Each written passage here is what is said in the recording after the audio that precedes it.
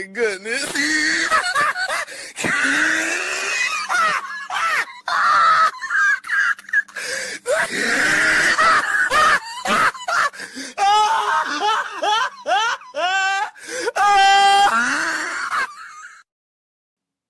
My bitch drive an all-white rank. Couldn't hit it if you niggas had aim. Lanes can't call and you lame. You had it and you lost it, all the shame. I can buy a Billy, don't talk to me. For a show 150, don't talk to me. Going into this season, it was very apparent that the Boston Celtics probably had the highest expectations among all teams in the NBA. Sure, the Golden State Warriors were going to get to the NBA Finals and people expected them to get there, but let's be honest, no pressure was really on that team because they always live up to expectations, and just look at them right now.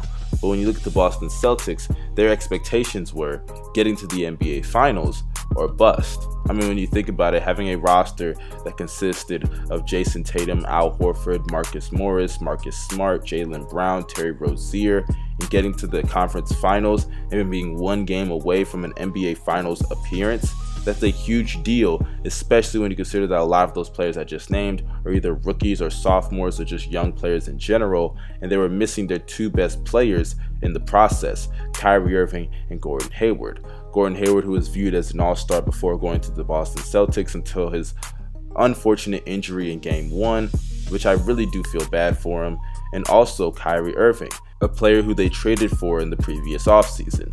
So what went wrong with the Boston Celtics? Well, before we get into that, make sure you guys drop a like down below. Also subscribe to the channel and hit the bell to be notified after each and every video that I post.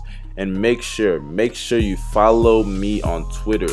The link is down below in the description box, and on Instagram. Those links for my social medias will be down below. But without further ado, let's discuss the Boston Celtics. Now, the first thing that we have to talk about is Gordon Hayward, because I believe that Gordon Hayward's injury and how they handled it was one of the biggest things that really hurt this roster and the team's ability to win games on a consistent basis. Gordon Hayward in the previous year before going to the Boston Celtics was a 22-point scorer as well as 4 assists and 5 rebounds on really good shooting splits of 47% from the field, nearly 40% from 3, and 84% from the free throw line. And in my personal humble opinion, I don't think that those numbers really can correlate to a player that gets paid the amount of money that Gordon Hayward is getting paid. I mean, this is a guy that is on a 4-year, $128 million. In the year of 2021, he will be making nearly $35 million. That is ridiculous. I don't care how great of a player the Boston Celtics thought he could become. For a player that peaked at 26 years old and put up just numbers of 22, 5, and 3 on good shooting splits, I'm sorry, that's not max contract money. I don't care how great of a player you think he's going to become. A player that peaked in his 7th year in the NBA, has not made an All-NBA selection, just made his first All-Star appearance, and you're going to throw him the contract that they gave him. That's just ridiculous in my humble opinion. That was mistake number 1 for the Boston Celtics. Now, I'm not going to blame them for what happened with Gordon Hayward last year, but let's be honest here, that was a huge red flag for this organization, and they definitely should have traded Gordon Hayward the second that they got the chance to. Because once you saw that Jason Tatum and Jaylen Brown could give you contributions that Gordon Hayward could not even give you, primarily on the defensive side of the ball, why not trade him, get more assets so you don't have problems when he comes back into the lineup? And when you look at how he played this season, I believe it was pretty apparent that Gordon Hayward was just not that good. Sure, his overall season numbers of just under 12 points and 5 rebounds as well as 3 assists on okay shooting splits from the field at 46%, but 33% from 3, which is below league average, as well as 83% from the free throw line. You can say that's not that bad. When you look at the first 15 games where he was put into the starting lineup unnecessarily and averaged 10 points on below 40% shooting from the field and 30% from 3, that is terrible. He should not have been in the starting lineup for the beginning of the season. And honestly, you could argue that he should have come off the bench throughout the entire season, no matter how healthy he got. When you consider that defensively, he just can't give you what Tatum and Brown can give you, and when you consider also the fact that those two players combined already gave you what Hayward could give you last year, and they're only going to get better, why would you stunt their growth by just putting him in the starting lineup? It felt as if they just forced him in there. He should have come off the bench at least until he started playing better, and you can see that he's fully recovered from his injury. And honestly, I blame Brad Stevens for this. He is the coach. He is the one who made that decision. I don't know if Danny Ainge forced it on him or anything. I'm not trying to start any theories or anything like that, but I'm going with Brad Stevens as the guy who made the decision for Gordon Hayward to be in the starting lineup. And honestly, that should not have happened. And don't get me wrong, it's not like other factors in terms of players didn't play a role here, because I'm going to get to Kyrie Irving in a minute. But when you look at players such as Jason Tatum or Jaylen Brown, or hell, even if you want to talk about Terry Rozier, a lot of those players you could just tell were probably rubbed the wrong way, seeing someone like Gordon Hayward just come back and take valuable minutes from them that they probably feel like they earned, especially considering how they played in the postseason the previous year.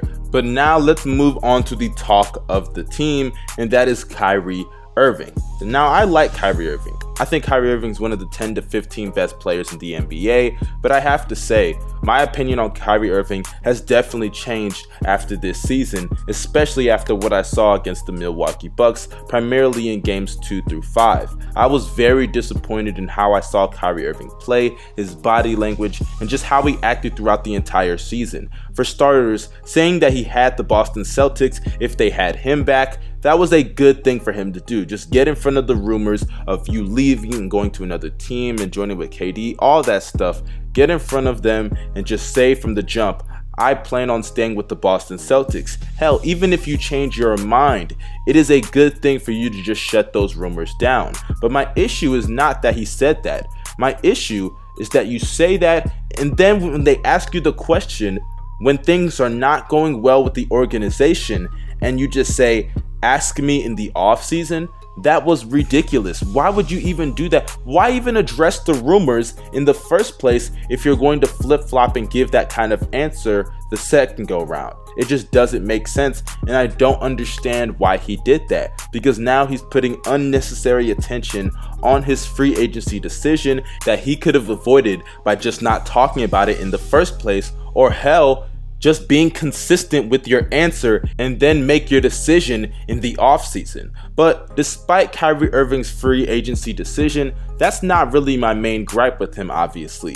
It is his performance throughout the entire season. And honestly, I've always been someone that's giving Kyrie Irving the benefit of the doubt, especially when you consider the fact that I think he's gotten unnecessary hate from a lot of people and unnecessary and unfair criticism. But to see what Kyrie Irving did this season was not only a disappointment, but I was very, very disgusted with it. I mean, sure, he averaged 24 points, 7 assists, and 5 rebounds, as well as nearly 2 steals on 49% from the field, 40% from 3, and 87% from the free throw line. I mean, those are phenomenal numbers from any player, and they are well deserved of an All-NBA selection. But to see Kyrie Irving throughout the year struggle to find some type of consistency with the team's wins and losses, I mean, you are the leader.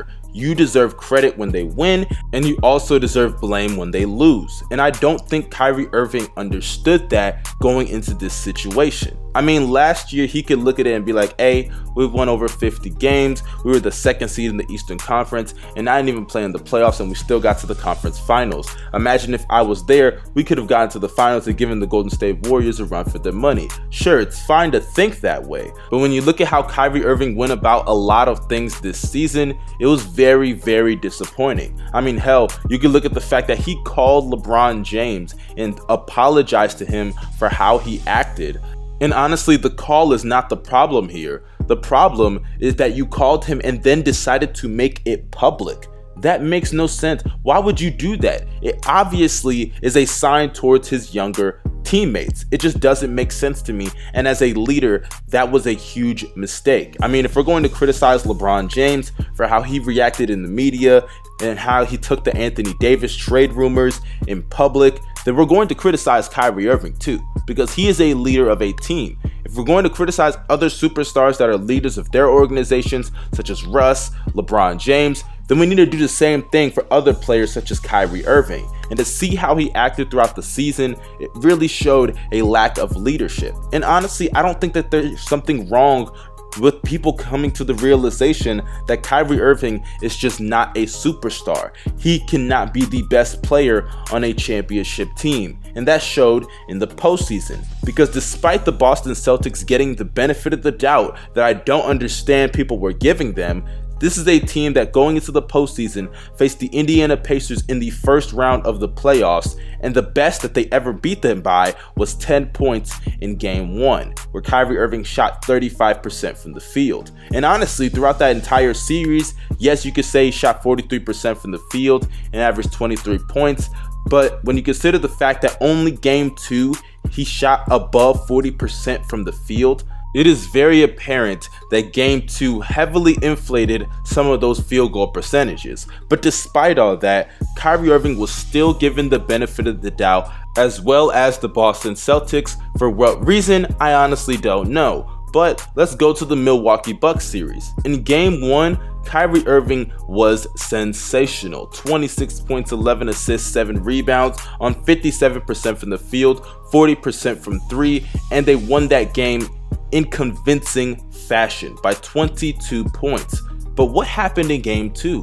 What happened in game 3?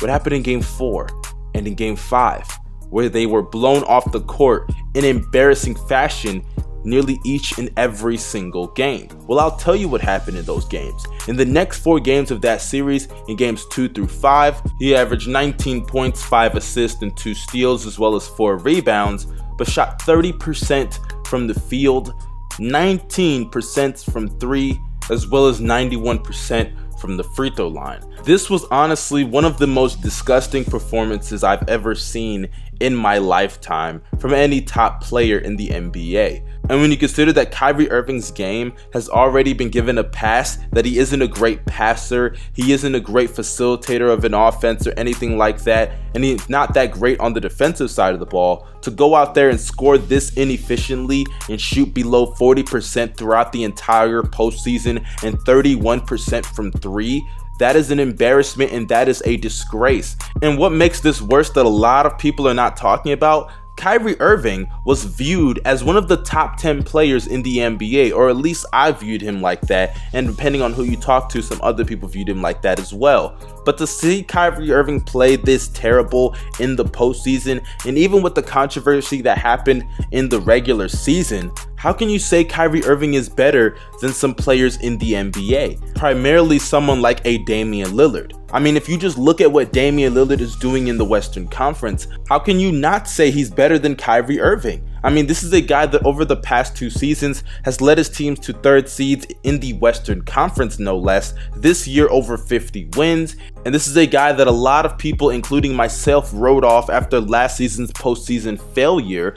And then he comes back this year, missing his 2nd best teammate in Nurkic, and then gets to the conference finals. I mean, he upsets the Oklahoma City Thunder, he upsets the 2nd seed in the Denver Nuggets, and now he's in the conference finals facing the Golden State Warriors. Meanwhile, Kyrie Irving is in the Eastern Conference, struggling to win games on a consistent basis, being 500 in the post-All-Star break, but still given a pass and is still claimed to be better than someone like a Damian Lillard in the process, while Damian Lillard is winning more games in the West, goes to the playoffs, has a shitty playoff performance with all the talent such as Jason Tatum, Jaylen Brown, Al Horford, Gordon Hayward, Terry Rozier off the bench, Marcus Morris, Marcus Smart. I mean, if Kyrie Irving was legitimately better than Damian Lillard, why couldn't he get the job done and get to the NBA Finals this year?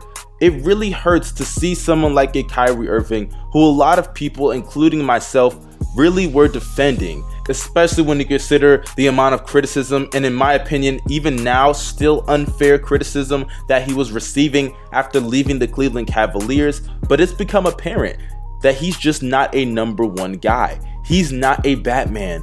He is a Robin. He's not a number one option. He's a number two. And that's fine. Kyrie Irving doesn't need to be a superstar. And even going into the Boston Celtics situation, even though I thought the Boston Celtics would be really good, I just still never viewed Kyrie as one of those top guys like a Steph Curry or a KD or a Giannis or a Kawhi or a LeBron. I just never viewed him in that elite level class. And honestly, I'm not going to talk about his free agency decision, but watching how the Boston Celtics played this year, I would be very, very shocked and stunned if Kyrie Irving stayed in Boston past this year. That's just my personal opinion. But in conclusion, the Boston Celtics as a team have definitely been arguably the most disappointing team in the NBA. But regardless, this is a team that still has players such as Jason Tatum and Jaylen Brown and Al Horford.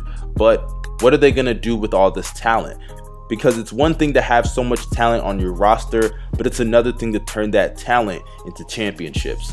Y'all, this is your boy Young Mustard signing out. Make sure you guys drop a like if you enjoyed the video. Make sure you hit that subscribe button also hit the bell to be notified after each and every video that I post. Follow me on Twitter. The links for social media will be down below, Instagram as well. I will be dropping a video about the Houston Rockets. It will be very interesting. Y'all make sure you stay tuned for that. So without further ado, y'all have a great day. I'm out. Peace.